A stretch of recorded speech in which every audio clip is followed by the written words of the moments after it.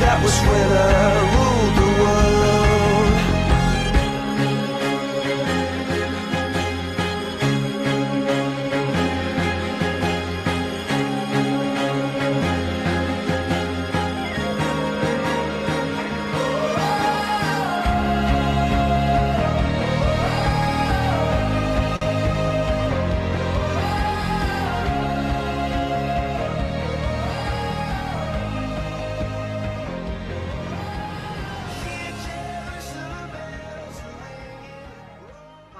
You want something special to do?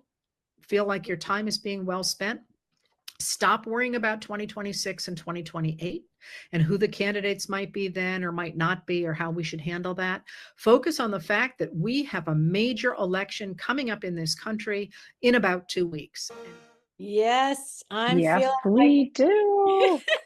and we're ruling the world today. I love a whirlwind day, and I'm so excited to have everybody in the room. We have Gene Rossi, who is going to be tuning in because there's a lot going on, folks, with the legal. As you know, Letitia James is down being arraigned at the Norfolk Federal Court. We have Fennell on the spot, our reporter down there that we're going to get to in a sec. We want to get her in the room. Let's spotlight Fennell and see if we can get her. Once we see her mug, we know that she's going to report out. But Gene just got called to be on CNN.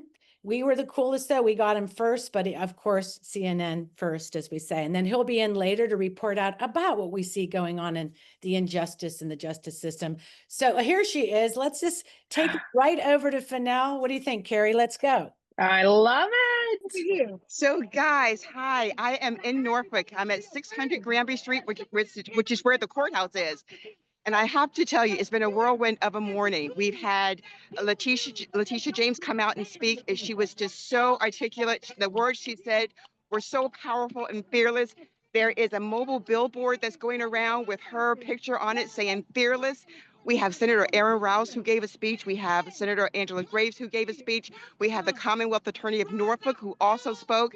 And now we have Black Voters Matters leader speaking. It's been pretty fearless out here this morning.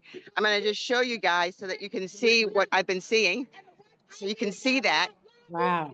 So hopefully you can hear me and you've heard me. We've got reporters out from Norfolk, from ABC, CBS, NBC, and it's just been pretty amazing. So you can see that.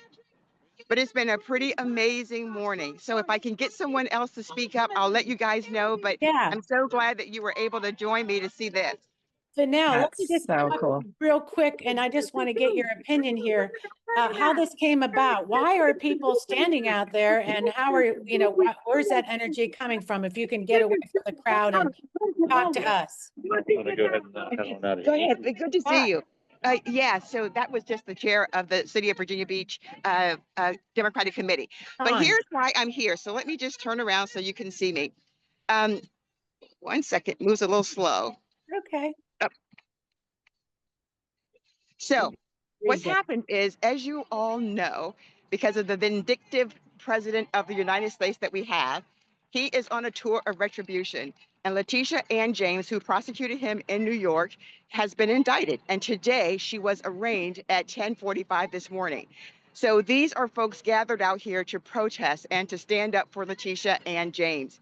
And so there's been, as I said, about 100, 150 people out here, and they are angry, but they are also joyful in the support that they're giving to Attorney General Letitia James. So that's why I'm out here this morning. Well, it came from the people. You are really, people are outraged. People are standing up for the NAACP. I thought you said you had Randy Weingart there. Yes, I did. I have an interview that I'll share with you guys later of Randy Weingart, who's out here. She's a good friend of Letitia James. Gayleen Norton, of course, is leading the NAACP out here. We have the chair of the Norfolk Democratic Committee who's out here. There are lots of politicians, as I said, Senator Angela Grace, Senator Aaron Rouse. They're out here to support Letitia Ann James. So it's been a really good crowd of folks that have been out here in Norfolk, who've driven, some of them, for miles in order to support Letitia James. I love it. I love it. Well, thank you. That's so great. Well, stay tuned. Yeah, Cova Coalition set up a rapid response team to get the word out last night and this morning to let as many people know as possible to get out there and show their support at the Norfolk Federal Courthouse. That's Yeah. so fantastic. And I'm so glad you got to go. I had to work. I couldn't Well, go. I would say that the strength of what we're in the power chat, just talking this up, because the strength of the grassroots, because I see Chris Lemenstrel here. He is from Democracy Forward. I think I'm saying it right, Chris. You know, my mind's going 100 miles per hour. And we're going to be talking about Virginia's redistricting. And you saw the news drop, Carrie. They are going at it. They are saying we got to do this before the election to take the vote on redistricting. Right? Yeah, I think well, I mean, Democrats keep acting shocked that Republicans are not following the rules. So it's probably time that we start playing the game that they do. I mean, they've been playing this game and doing it, and nobody feels really good about it. No one feels good about it, but we're going to have to do it because that's what they're doing. Well, I think a lot of people may feel good about it, right? Because we're worried we see this happening. So Chris will be with us in the after chat to really talk more, because what we're going to do is do some calls to action on this.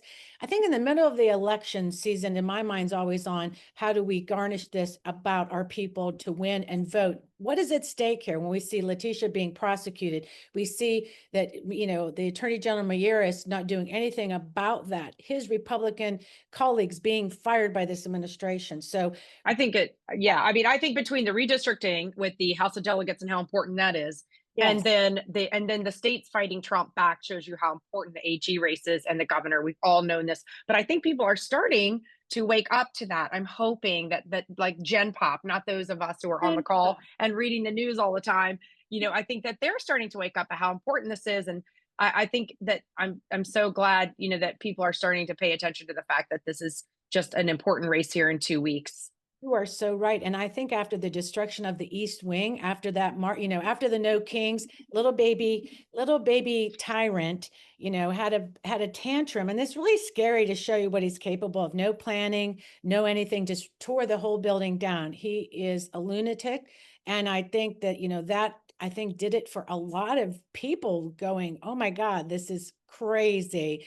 So, and right. I think yeah, absolutely. But I do think that we have to remember that yes. while we're so upset about the administrative overreach, we're so upset about him tearing down the walls and all of Yes. that we have to keep reframing this to the economic message that's really resonating with people. We have to keep reframing it. So however you can reframe that to your friends, that this reconstruction of the East Wing, which was not necessary, is a colossal waste of billions of dollars. Just keep spinning it that way, that this administrative power grab is actually robbing us of representation. That's important. But then turning that around. Why is that important?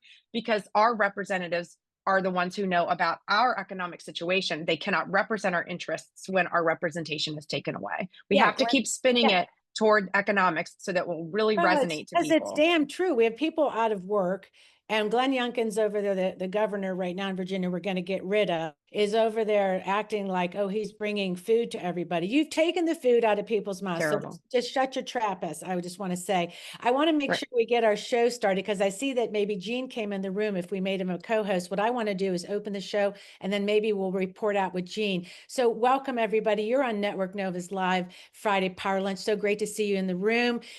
We are on episode 38. It's a Formidable Allies Building Power with Gen Z. And in the room, we have Gene Rossi, legal pundit.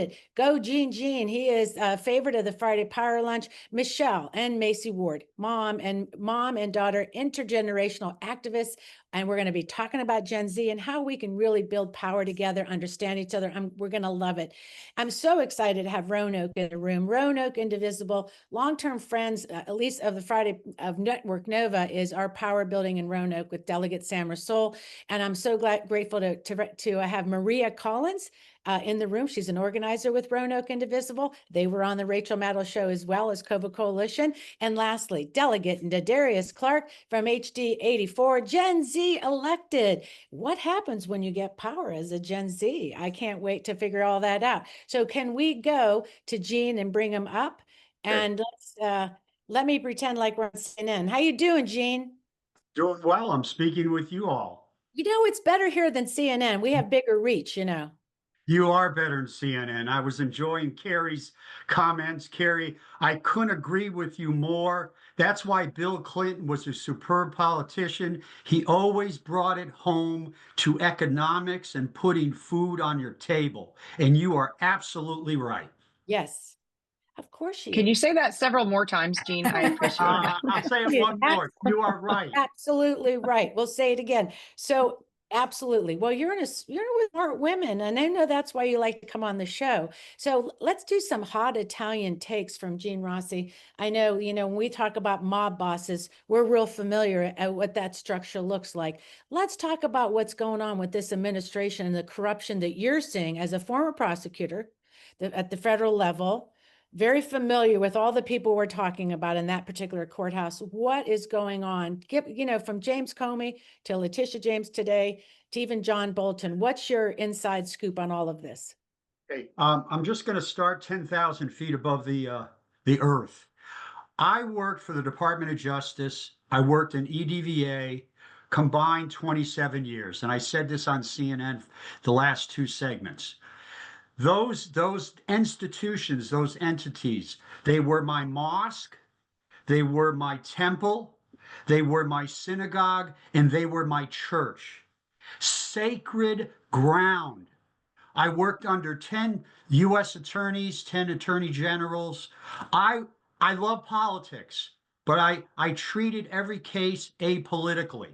The sad thing about today is when you have three of your personal criminal defense attorneys running the Department of Justice, bad things happen. Pam Bondi and Todd Blanche, I don't know where they put their moral compass, but I said this about an hour ago. Since 1870, when the Department of Justice was started, this is by far the most apolitical, political, not apolitical, political Justice Department we'll ever see. So I want to just focus on what Carrie said. We got to focus on economics, but what's great, not great, but what's positive to me about the Letitia James case and James Comey, I'll get to Bolton in a second, is that legally, those two cases are turds. They are turds. Wait, They are weak. They will never in front of a full-fledged jury where you hear both sides of an argument, unlike a grand jury. Right. And they are going to win because there's no way, in my humble view, they'll prove beyond a reasonable doubt either one of them committed a crime. And I want to talk about the grand jury. I was asked about it about an hour ago. Will the grand jury approve the indictment? Okay, let's talk about a grand jury. Folks, a grand jury is a prosecutor's playground. I played in that playground for 27 years. It's one-sided. There's no judge. There's no defendant. There's no defense attorney. It's just the prosecutor, an agent, and 16 to 23 jurors. You're only getting one side of the coin. Mhm. And the burden of proof is this much probable cause. If you can't indict somebody in a grand jury, you're a moron and you should turn in your bar license. And what I said an hour ago is this. There's that statement that you can indict a ham sandwich. Well, I said about Letitia James' indictment, what we have is 2 pieces of white bread, some mayo, some nice mustard. There's not even ham. Her case is the weakest mortgage fraud case I have ever seen.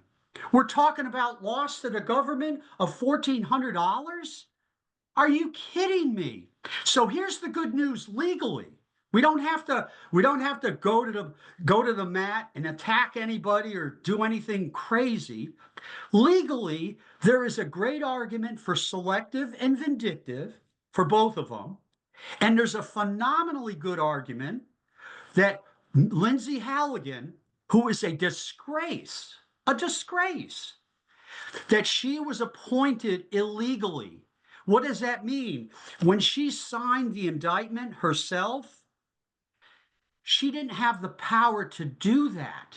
That's a powerful legal argument. And this all occurs before you get to trial, where Right. I would be embarrassed to present these cases. Well, Gene, I want to make sure that we're mindful of the time. I'm sorry. I'm No, sorry. no, I'm it's not sorry. you. No, no, no, no. Don't feel like that. We're just trying to make sure if you can stay with us, but just wrap your last Stay. thoughts up on that in the sense of when we say about the justice system and what, just those last words on how much, how important this, that it's really weaponized now. I mean, this is, Yeah, demonstrating the vindictiveness of it and how yes, we can put that in our own words. I'll try to do this in 30 seconds. I'm having breakfast tomorrow with someone who's in the U.S. Attorney's office in Alexandria. I won't mention her or his name. He's a dear friend of mine. We're gonna have like let the healing begin. All right.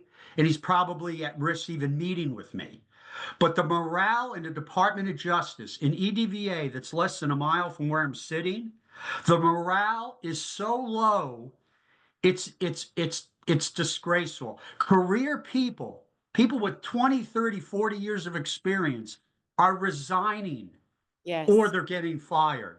That just tears apart the morale, the esprit de corps, the sense of justice that I experienced for my 27 years. It was a beautiful thing. That's why I call it my temple. And they took this sacred ground, and if they're Right. not tearing it down like the East Wing, they're tearing it down figuratively. The Right. Department of Justice is in shambles. No, that's really scary. And I'm thinking too, when we lose good people on the inside, that makes me even more nervous when people leave or then it's like, what is left? But I'm going to leave you with this. I love you, Gene.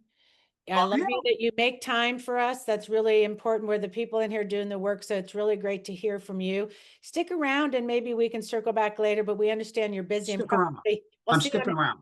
get us on MSN. We'll see you later, Gene. Thank you for being here. Thank I'll you stay so on. much, I'll Gene. stay on. It's always so great. Isn't Always it? so great to hear his perspective.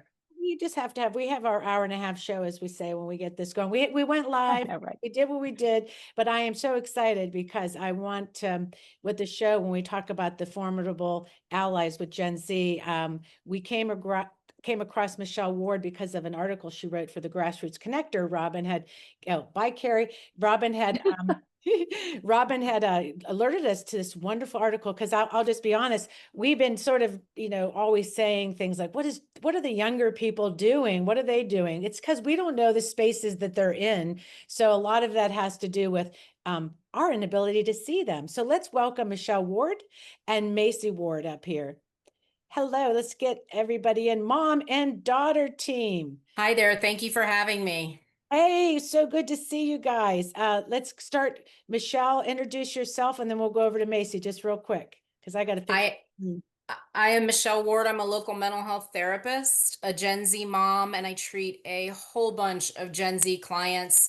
And I get to hear their amazing voices every day, all day long, and am happy to be sharing with you all here today what I hear from them. Yes, awesome. And Macy. Hi, I'm Macy. I'm Michelle's daughter. I'm 23 years old. I went to American University at the start of COVID and graduated in 2024. I'm really excited to be here to talk about my activist journey and just share what it's like to be a Gen Z person growing up in this administration and in the political climate. I am too, because I'll be honest, we as activists, we are always trying to make allyships and partnerships. It's one of the first things that we learn. We all, we first started, we were 3 white women. We're like, well, where do we find women of color? And that's a really weird question to say, but you realize that your life, you're not being very intersectional because you're segregated in a lot of ways and in silos. And you guys talk about those.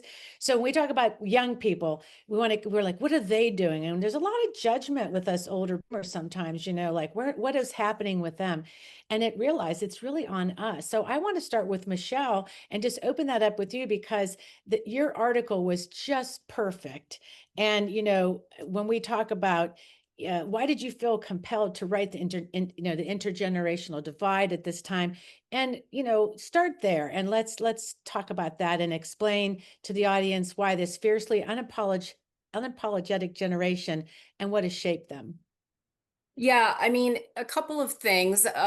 Even before this administration came into power, I got a call. I was raised by a joyful warrior of a single mom, and I got a phone call from her about a year ago last summer after listening to some of the debates saying, what do you think about all of this paying off the student debt business, Yeah. right?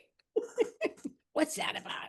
And I realized that she did not get it. She absolutely did not understand the economy that these kids are being born into, Mhm. and that they can barely make a living wage even out of college in order to live. Particularly Northern Virginia is brutal. And so I started to get really curious. I'm part of a progressive activist leadership group. I treat Gen Z clients, as I've mentioned, many of whom are activists. And I've been just having conversations with all of the generations. I hosted an intergenerational brunch in the midst of between the administration coming in and today. And I had a 20-year-old in the room, a 30-year-old, a 40-year-old. I represented the 50-year-olds. I had a 60-year-old activist, 75-year-old activist, and a 90-year-old activist. And wow, what an eye-opening 3 hours. I mean, we could barely get up from the table. We were so compelled, and it was awkward at times. It was uncomfortable. We clearly don't get each other, right? Because we all come from our own historical context. But I encourage everyone to do as much bridging as you can with the younger generations. They've got a lot to teach us, and our experience and wisdom forms them. Their insight and perspective, their fresh eyes inform us. And so I think that's how we win this fight. I think it's how we get out of it. Yeah, I'm thinking like when people say Gen Z, I mean, you had just to say that you've been doing a workshop on this, you presented to a Democratic club and a wonderful presentation, and that you'll be able to maybe do at another time, even for our audience. But let's just first understand, who is Gen Z? Do you want, Macy, are you comfortable telling about like that demographic, the age, and what sort of shapes the Gen Z? It's because a lot of people may not even know.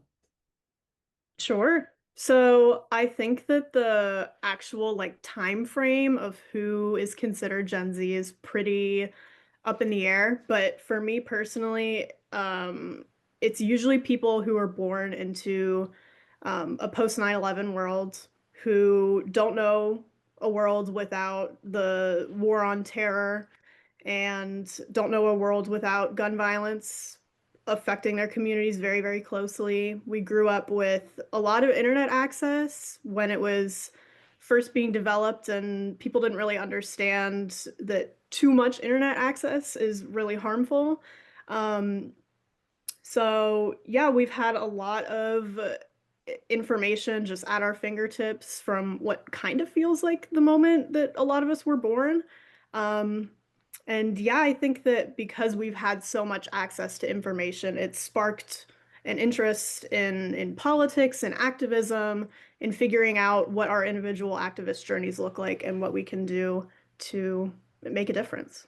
And what is the year, what is the year frame for that? And the year, So yeah, Gen Z is technically considered 1997 to 2012. okay. So they're currently 13 to 28 years old. They're the youngest generation in the voting booth and the workplace, and they represent only 16% of the voting age population. Yeah, well, let's, since a lot of your information, that background, I found so compelling about what sets this particular demographic apart. So, Michelle, talk a little bit about that, what you found. We talked about a lot of interesting things, like even what Macy just said, what shaped her views, and then this actually shapes the activism. Yeah, I mean, the primary ones that really blew me away when I did my deep dive research for the intergenerational divide presentation on Right. Sunday, 1 out of 2 Gen Z humans identify non-white. This is not a white generation. 23, now remember the last census was in 2010. So we're doing a lot of other kinds of research to get this data. But 23 to 28% present LGBTQ plus, and approximately 4% identify as transgender or gender nonconforming. So Gen Z does not consider identity a fringe issue, like the centrist Democrats call it.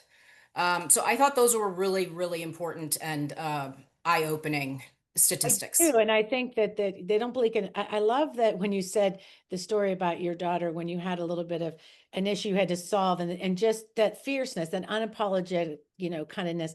I love that what you said about what you loved about your daughter.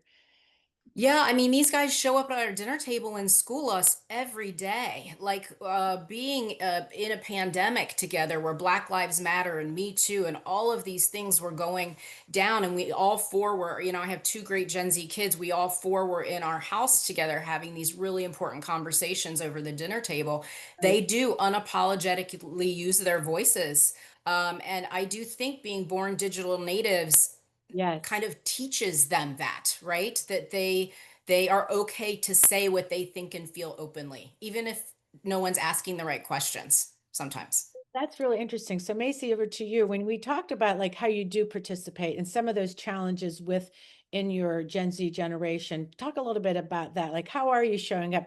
I know one article I read, it talked about just this really the bridge, this digital use, that the value of how you just enter this space.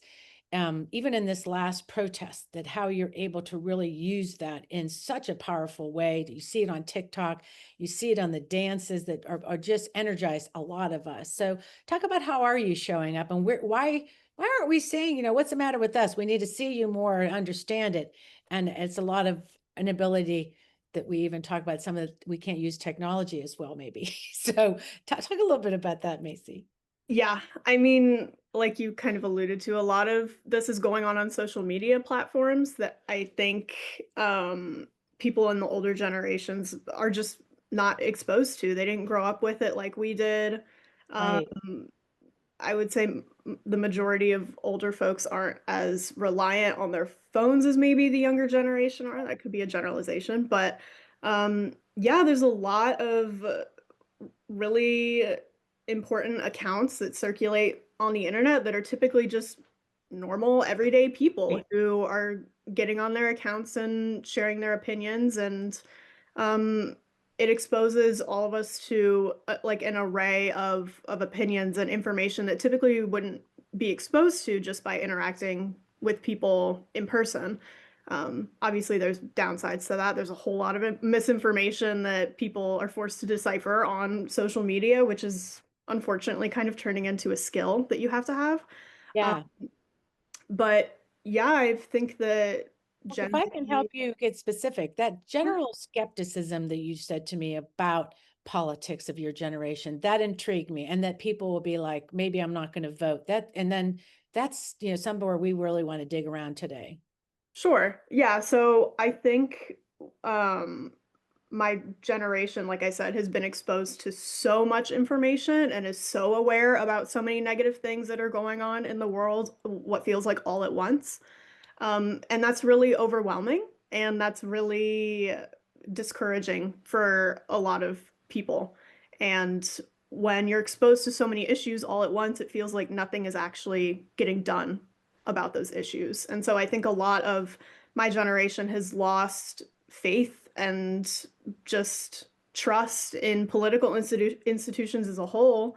And unfortunately, for a lot of people, that means not voting, which is challenging, especially with the importance of local elections and how those have the power to directly affect every single person in our community. So Now we know, well, with Michelle being mom, that part of you understand. Not all your peers may be there yet, and that's why your voice is so important. We see Nadarius Clark, who's coming up next, ran for office and is elected. So there is a powerful force where we see you guys will be the next generation of leaders.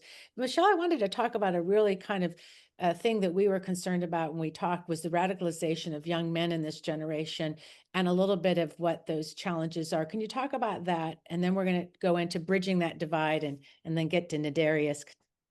Happy to. So what we're seeing, and again, we don't have census information, but in this last election in particular, it sounds like the young men of Gen Z are being pretty significantly radicalized. So it's a mix of post-COVID shutdown issues, frustrations economically, but they're really kind of being exploited by the right, Yeah. because the left is obviously raising marginalized voices. So minorities and minority needs are being paid attention to, and the left is seen as shunning traditional masculinity, and the right is seen as embracing it. And so there's this countless number of influencers and podcasters, and including the president, who are flagrantly validating, fomenting, and exploiting into these young men who don't have the experience, knowledge, or wisdom to know how they're being taken advantage of. Right. I mean, because you think about the president, this president's been around a long time for these people. It's almost normalized a little bit, Macy. Would you think that with some of your, I mean, how does dating go, as we say? How's that? I don't know how dating goes. But yeah, it's very normalized. I encounter so many people who think just blatant misogyny and blatant racism are completely okay.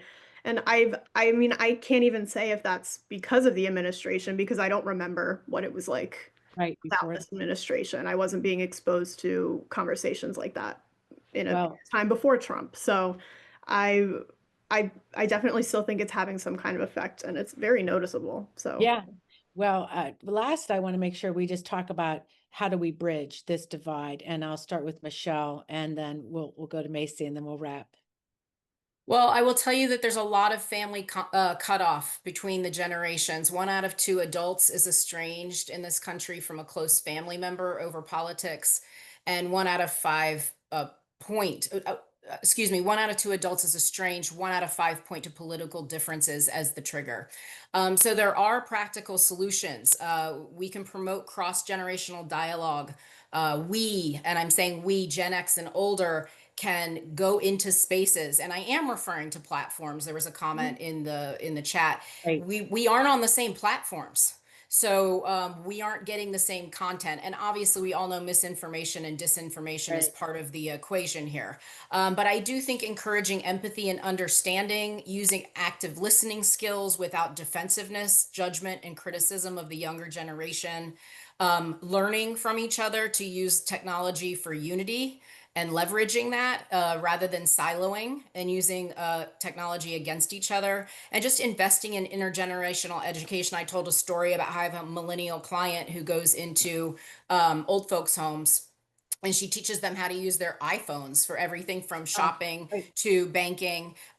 We benefit from younger people teaching the older generations, and the experience of the older generations bridging with these young Yeah. kids who really need our support. We have the resources, they do not. It's interesting because it reminds me, Macy, when we think about how families were a long time ago, people were all raised in the same household. So you have that generational people in your household, and we just don't live like that anymore. And the thought that we sort of divide people in these weird kind of generations is also very interesting. So in the sense of how we work with you, what would you like to see, and how can we do that? And let's bring Carrie up in the conversation, because we're going to I'm so excited for Nadarius to get to talk about the elected side of this. So for me, a lot of it resolves around judgment and both sides like addressing why they hold those judgments, and oftentimes hold stereotypes and generalizations about an entire diverse group of people. For the older generation, that looks like, not judging sexual identities, like personal expressions of fashion and all of that, and then judging someone based entirely off of that and claiming that they cannot possibly be educated about politics based on superficial things like that. Right. So, and then I think for my generation, it looks like not writing off old generations as obsolete or outdated, because there's a lot of wisdom that I think we need to be learning about political and historical cycles that we're stuck in, that older generations have directly experienced. So I'm hoping moving forward, and given the very tumultuous political climate, that we can let go of some of our judgments surrounding age, surrounding generational labels and just come together in whatever ways possible. I love it. So I hope you can stay in the after chat. I think our audience, we can go deeper, and we do have some great opportunities to work with Michelle on different levels. She does a really great thing around resiliency workshops. So thank you, Michelle and Macy. Happy to be here. Thank you. Mother and Yeah, daughter, ZZ, we'll get over to Carrie and let you rock and roll. great. We'll just go right into getting Nadarius up here, and we're excited. I always find it so interesting to talk about generational generalizations, because I'm Gen X. I'm the smallest generation out there. Kind of sucks. Got a lot. I'm on the boom. with I'm on Gen the Zs. boomer. I'm not quite. I'm right on the cusp of boomer and whatever. So I'm a little bit of everything. Great to see you, Nadarius. I'll let you guys get at it. We got a cusper. We got someone right on the cusp here, because Delegate Clark, he's kind of riding the Gen Z millennial. You're kind of right on the cusp there, Delegate Clark. Yeah, Thanks I'm for being here. Right there, 1995. So I'm like right on the cusp. Right in the middle. Well, let's get to it. So we welcome you to the Friday Power Lunch. You're our millennial man of the moment, or maybe you're our Gen Z zeitgeist. I don't know what you are, but you're kind of right in the middle. So we're glad you're here. But you were the youngest Democrat ever elected to the House of Delegates, and you get asked about that a lot. But before we talk about that, because I do not want it to get lost, you are an exceptionally effective legislator. You have been standing up for the working class. You have supported legislation to help working folks, and you are tireless. And I don't want that to get overshadowed with our conversation about how old you are. So I want to start with that. So thank you. Awesome. Well, thanks for having me, Carrie. And thanks to the Friday Power Lunch for having me. It's always a good time to be here and talk about what's happening, in our community. So I just, I was excited to have the opportunity to come back again and talk with you all. Wonderful. Well, tell us a little bit about how you got started. And I'd really like to know about who encouraged you. We're talking about bridging the divide, and encouraging young people is important. So tell us a little bit about that. Yeah, so I'll just go back to how I got started in activism and advocacy. And that was back in 2016. I was still in undergrad at Virginia Union University. That's why I got my maroon and gray colors in the background. Those are my high school colors and my college colors. So I just took them to the campaign trail. But while I was at Virginia Union University, sadly, we saw some of the ugliness in our society, what happened in Charlottesville, when sadly people was getting ran over with vehicles. And then sadly, folks came to Richmond and protested and paraded up and down Monument Avenue. And my college actually went on lockdown because of that. It was a hate group right on Monument Avenue, marching up and down the street. And from there, I was able to co-found a social justice organization on campus. We got to learn how to lobby, how to rally. We even got to meet with some of the 1968 sanitation workers that went on strike with Dr. King back in the day. We got to learn firsthand from them how to build community, how to lead, boycotts, and how to really advocate and fight for your community. And from there, I learned how to lobby. I lobbied in DC for Medicare and Medicare expansion. Sadly, we know the federal government is trying to undo all of that hard work. And here in Virginia, we're looking to lose 300,000 people losing their health care. And sadly, one of those 6 hospitals that is threatening to shut down is right here in my district. So this is a personal hit for me in the 84th district. But from there, after I graduated, my senior year in college, I got the opportunity to work for Senator Tim Kaine, America's dad, as we like to call him. And I got to work with him down in Hampton Roads as a field organizer for the city of Chesapeake and Portsmouth, and also working for Congressman Scott. And then from there, I worked on about 12.5 campaigns and nonprofits. And then I finally said, let me look at who represents me, and more importantly, how do they vote? Because so many times, we go to Richmond, we have a really short session, and we're voting on about 1,000 bills in one session. And sometimes, that get lost in translation. So I wanted to make sure that, my representative was voting accordingly to his district. And sadly, he wasn't. I had ran against a 3-term incumbent. He had plenty of money, plenty of name recognition, but, we went out there in the community. We knocked 20,000 doors in that primary, and we won that election by just over 250 votes. So when they say you brought that young energy, definitely, you brought that young energy. Yeah, well, I was 25 when I ran, and I was 26 when I won. That's fantastic. That's fantastic. So, and you were the first Black representative for your district, right? Yeah. Yeah, so that's super important in terms of representation for Portsmouth and parts of Suffolk. So you don't shy away from your age, right? And along the bottom of your website, I thought this was fantastic. You have a feature that says, "Our delegate does our delegate represent us? Like, are they like us?" And I think it's cool. It says, "Do our delegates represent us?" And you have that little design. Tell us about that and why it's so important to educate people about this, the diversity of age as well as race in the House of Delegates. Yeah, definitely. That's something we done had on the website for a couple years now, and it's so cool to see that data because it really shows you in real time, you know, the age, the race, the makeup of the General Assembly, and then how the makeup of Virginia, the Commonwealth, is, and see, and if that is reflected in our halls, in the House or in the Senate. And sadly, it's not. You know, I'm still the youngest person in the General Assembly for the last 4 years. I'm glad to be there, but I do want some other young folks to come in and take the torch as well. But we are getting some younger people running as well. Delegate Henson, Delegate LaVere Bowling, Delegate Cole, Delegate McClure. They're all in their 30s with me. So we got a few 30-year-olds in the House. But we no longer have any 20-year-olds. I turned 30 this year, so I was the last of the 20-year-olds in the House. But it's so important, you know, definitely when we're talking about I serve on communications technology and innovation. A lot of times we're talking about AI, we're talking about social media. And the generation that is affected the most around social media is young people, is that Gen Z, is the millennials. Learning about, you know, the mental health, the anxiety, you know, the things that it's causing on young people.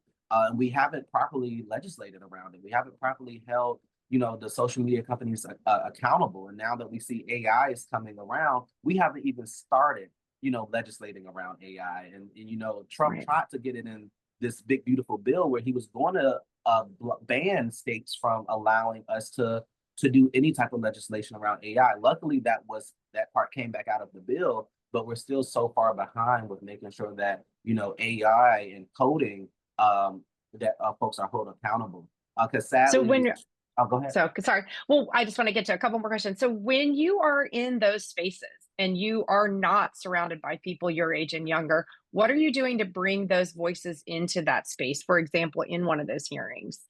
Yeah, definitely. I pride myself every year. This year, we beat the number. We brought over 250 students to the Capitol this year. From every single one of my high schools got to visit the Capitol within the 84th district. So that's 5 high schools that we were able to bring to the Capitol. And we even brought some high schools outside of my district. But I made sure I talked to the delegate before we did it. But we got so many young people involved and excited, you know, about the General Assembly. You know, when I was in high school, I didn't get that opportunity to go to the General Assembly and be there and tour the facility, get introduced in the gallery and everything. So, you know, just making sure that we're giving opportunities to young people that maybe didn't exist for us. And also being aware that, you know, school shootings, I didn't have school shooting drills when I was in high school.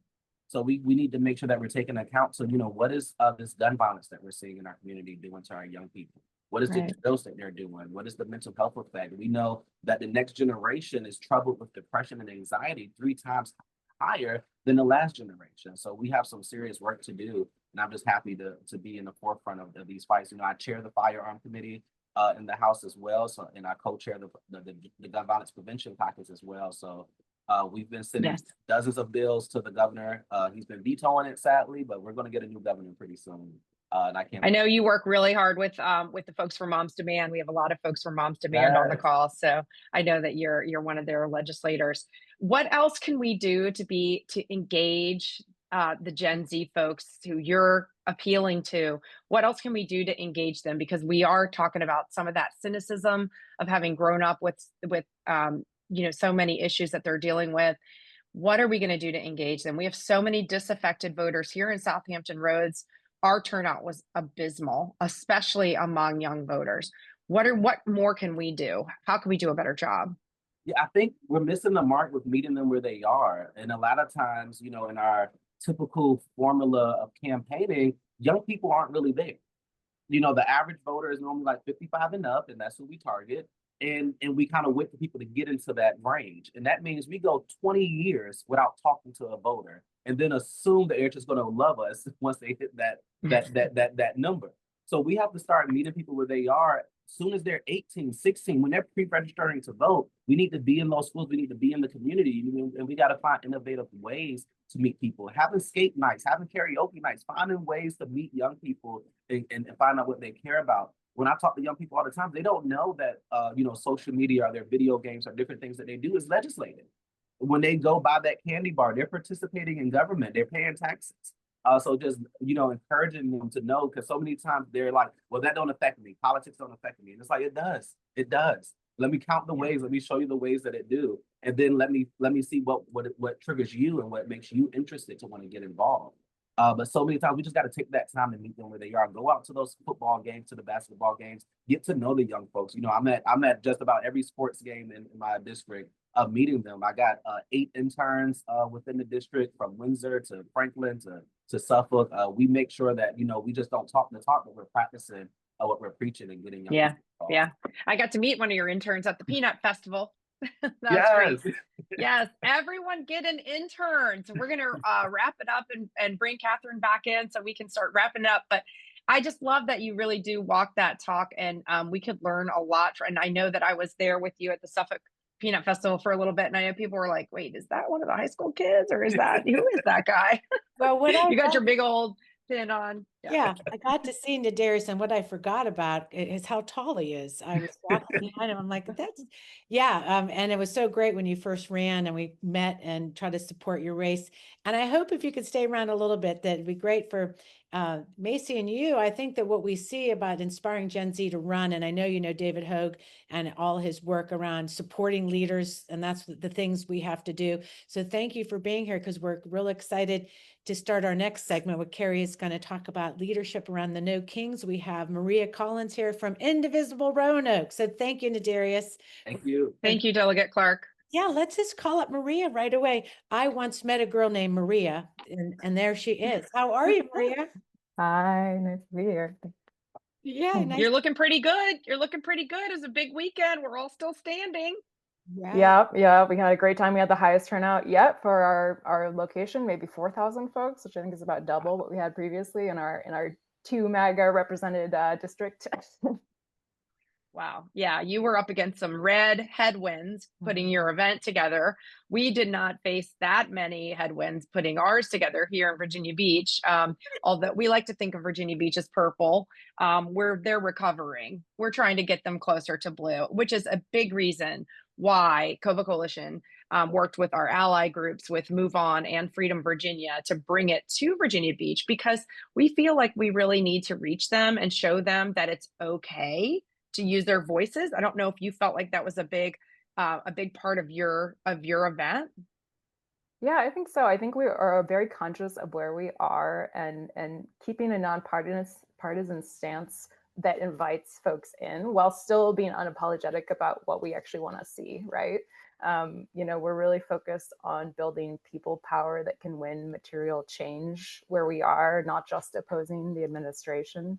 And frankly, the current system isn't representing voters on any end of the political spectrum, right? We're kind of gearing up for a data center fight in a county nearby, which, voted up and down the ticket for people who are supporting these data centers, even though they're worried about their water, their electricity, the same way we are in Roanoke. So yeah, we are really focused on the issues and trying to bring people in no matter who they're voting for. Yeah, I'm wondering, in Virginia Beach, we saw a lot more young people and people of color. And I kept kind of joking around. I said, these are people that we've never met. Like, they're not the same young and people of color, young people and people of color always show up. These are people I had never met. Friends, we had so many young people out there. How about you guys in Roanoke? What did you see? Yeah, we had more. We still skew a little older, I'll admit it, but this particular rally was right next to a playground, so we had lots of families with their young kids playing on the playground. We had folks with signs along the road in another area of the park. So we had something for everybody, lots of people in their animal costumes. I think definitely the most diverse yet. Yeah, the costumes were really great. That kind of, I knew they were coming. We were encouraging people to bring their costumes, but I'm so glad you mentioned like the nonpartisan aspect of it. we really were focusing on the democracy, the Constitution, and the whole No Kings thing kind of gives you a good setup to talk about good old-fashioned civics. What kind of speakers were you having, and who really rung true with the folks that there were there? Yeah, I will say, actually veered a little bit from our nonpartisan stance this time, and we had some candidates. So we have a really Mhm. important school board race happening, where once again, to the point of like material changes in people's lives, like there has been a crackdown in our local school board that is harming kids in schools. So that felt like a Mm. top priority, was making sure people were turning out for that race. I think that really resonated. We've been talking a lot about bullying in the schools, and Yeah. one of our candidates even kind of got bullied on social media after being posted with her photo, and so now that kind of they're circulating some pushback on that, to be like, my whole role in the school board will be helping protect our kids from things like this. Yeah, and aren't we all getting bullied right now? We're kind of all getting bullied. I mean, it's talk about bringing it home, really. We did the same thing. We have the 10-1 referendum in Virginia Beach, trying to claw back our voting rights in Virginia Beach. So we felt like it was a big opportunity as the last big rally before Election Day, most likely, to educate people about a local referendum, voting yes on 10-1. Everyone repeat after me, vote yes on 10-1. But now I want to just turn a little bit. Last night we got wind of the Letitia James arraignment protest today. So we were really getting on top of folks about that. We sent out something to every single person who had signed up on anything Cova Coalition has hosted or co-hosted through Mobilize as a what's next. And we were promoting 4 tangible things that we are asking people to do as our what's next. We wanted them to volunteer to be poll greeters, help us with some get out the vote car parades and leafleting for get out the vote, strictly for that. And then we wanted them to, of course, join our mailing list so they could find out more about all these activities going on. We tried to be as specific as possible, educating people that activism is 365. Trying to get a little with us last night, promoting this Letitia James thing as a next step to get people to think about these protests and rallies as happening spontaneously, not making a reservation for a Sunday, Saturday afternoon with tea and crumpets. So what were your next steps? How were you promoting that to your crowd out there? Yeah, certainly that all resonates as a message we're pushing as well. Post No Kings, well, at the event, we had a lot of tabling organizations. So we are also always saying the work happens between these rallies. It happens by being in community with others who are willing to work to make change. So we have lots of ways to do that within our own organization. Of course, are always inviting people into that, but we did host other organizations doing the work locally. So that was our main ask, was, if you are really concerned about what's going on, don't just show up when we send you that email invite. Take initiative. You are the change you've been waiting for. Get out there and join us. Well, let me just interject. We love Roanoke, and I'll say that with Sarah Calhoun is up there, the ambassador of Buzz, that very early on she would go and march with Roanoke. Roanoke has been very active and a very strong group. And are you finding the influx more? Is it sort of like a lot of indivisibles have experienced? I know Cova Coalition has just this more membership. And then what do we do with that membership? Yeah, it's hard. We are really focused on relational organizing. So being on our mailing list is not actually what we want. Like, of course, that's helpful, but if we get a sign up for someone, if somebody comes up to us at a rally, or we go up to them, like, we are talking details. We're like, what are your skills? What are your interests? And we are introducing you to someone who is in one of our working groups doing those things, so that you know exactly where to go next. So we are really focused on those deep networks and building trust within our own community that will allow us to keep showing up, because we've seen, burnout in the past when just a handful of people are doing everything. So yeah, we're continuously kind of just trying to grow, but through that organic networking and relationship. Well, I'm sure like the mountain pipeline really, really had you busy, and now it's going to be the data centers. And I just saw Delegate Rasool doing whiteboards now on social media talking about the GenZ. Yep. And I know we're getting at one, we want to wrap. And I also, Carrie, want to recognize in the room, we have a lot of people from Shenandoah, which has done incredible work on No Kings. I saw Kathleen Murray is here with We Have Action. I can't say enough about all the people in the room that we know that have been, everybody here probably was at an event, organized event. Dennis Atwood's up there. I'm so grateful to everybody in the room that's done their stuff. So if you can stick with us, Maria, and we'll go to the other side, and we will continue. We have our after chat. How's that sound? Sounds great. Thank you. Yeah, thank you very much. Great. It's great We to can meet hear from some other folks too who did their No Kings rallies. I Lots think of we're learning gonna do that. opportunities. So yeah, so we're going to go ahead and wrap up. I'm so excited. What I don't know if we will find Fennell back. I don't think Find her. she may is going to come in the after chat. Who knows? Maybe she stopped to get a little bit at the surf rider. She A better lot not of good restaurants in Norfolk, be Virginia. without me. I'll be pretty pissed off, Fennell. So I'm very excited. Today was really one of my favorite Fridays because it was fast and fun and Johnny on the spot. So what are some of your takeaways? Well, I love that Delegate Clark is bringing high school kids to Richmond. I mean, I think that is such a good investment in our kids, and also just modeling that this is something that they can do. I think that's just so important. I love this fact that he said, are we really going to go 20 years without talking to them? Like waiting till they're mature, like fine wine. You got to take your little 18-year-old voter and put him aside for 20 years till he grows up and decides to vote. Because that's really not true. It's like 30%, 30%, 30%. And then these Gen Z kids, younger voters are like 15%. So it's not that far off, but what a great point. Yeah, I agree. I think it's really engaging kids. And I think what we see is that people in a family, there would be a mother, a father, some kind of peer, it's so powerful to have that kind of peer that's going to talk to you, right? And I think inside families is where we do bridge the divide, if possible, where we can have conversations. I know with my nieces and nephew, like about the election, it was kind of like, yeah, they really needed some information. So that was so nice to see the mother and daughter kind of relationship and how that's helpful. And also, just really paying attention to this, what's happening with our justice system. And I think in Virginia around this election, it's pretty powerful when we have our Attorney General that's there now. And that's why we need a Democratic Attorney General. You got to fight for that. I was at a luncheon this weekend. It said, you don't have to like him, just vote for him. And I thought, how dare you say that about How Stacey dare Abrams? you say that? We do. Are you kidding me? You don't have to like him, just vote for him. That man hell? is going to fight for us. I have every reason to believe he's going to be an amazing attorney general. I do like him and I'm voting for him. I'm supporting him. What are you saying? I think there is something weird that, like, again, this is what I love about Macy Ward. Macy, unapologetically fierce, will say, just really let go of your pearls, people, and understand this is about power. If we do not have power, we cannot protect people. And when you have watching that heap of the East Wing, that could be a lot of things we love. So we need an attorney general, and we are going to fight for every single seat. And I just want to say to people, stand indignant, like Fennell would say. And when you need right now to tell your friends and spread that word.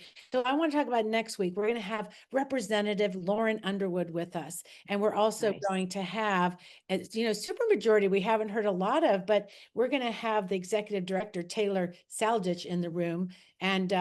And we're going to have a fun show because it is a Halloween show. So we'll probably have a lot of trick or treat, a lot of surprises, who knows. So we hope that you'll stay with us.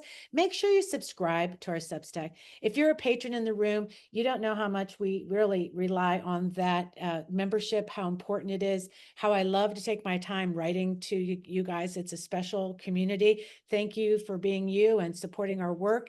And also share our work, share our Substack, share this show. And let's wrap up and get to the other side. And thank you to the team up there. And let's win, is all I'm going to say.